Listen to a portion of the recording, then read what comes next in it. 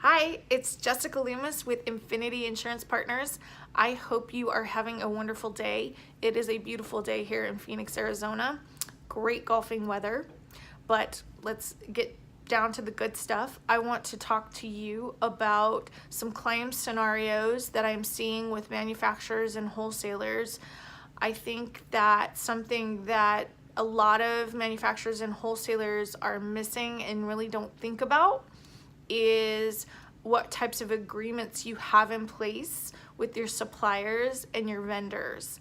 And when I say agreements, what kind of contracts, and are you requesting certificates of insurance? So these are the three top items that I really see happening with those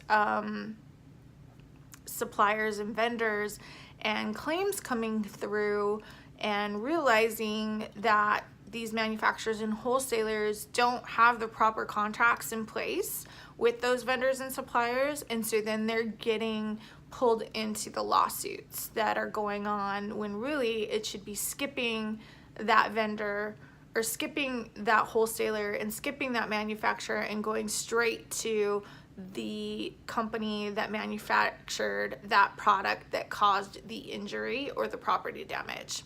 So I am here to talk to you about those three things, those three core items that you should be doing with your vendors and suppliers.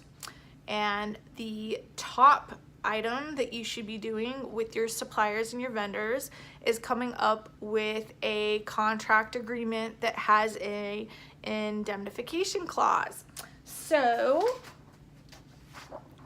if you don't have one, you need to get one. If that's talking to your attorney or talking to your broker, maybe your broker has a sample supplier agreement, and this is what should look like, and it should have that indemnification clause in it stating basically that you are indemnified in the event that there is a type of situation where that product is recalled. Or for example, maybe your vendor goes down and that vendor is the only vendor that supplies that product. How are you going to be protected if you're manufacturing something that needs that product? Absolutely. Another thing that you want to look for or built into your contract is loss of income situations, and that basically you're indemnified if someone gets injured or there's property damage due to their product.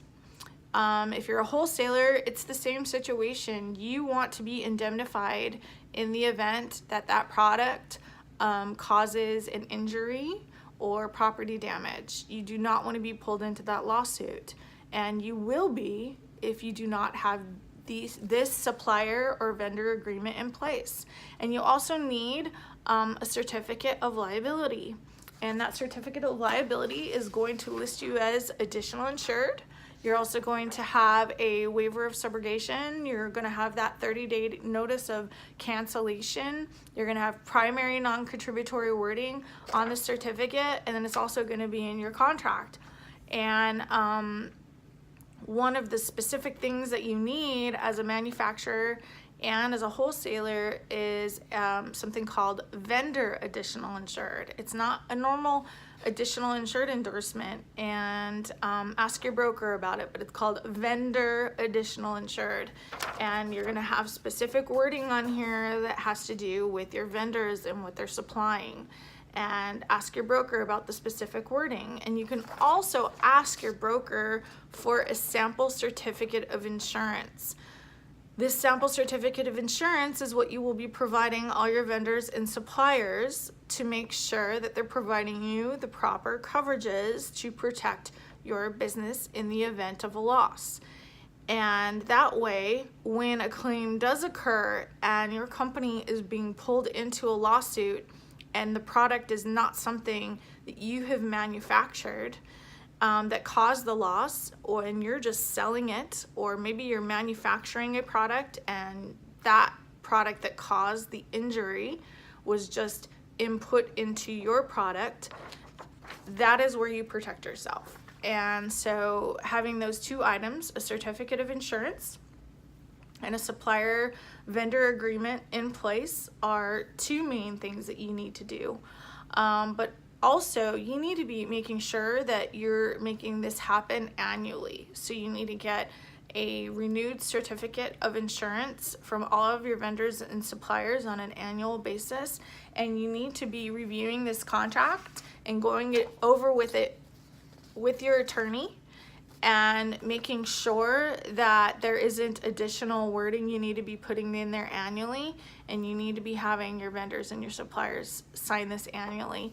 And the only reason I am bringing this up is because I have found, I mean, we're talking even large manufacturers and large distributors and wholesalers, that they're not putting these contracts in place, and then they are being pulled into the lawsuit.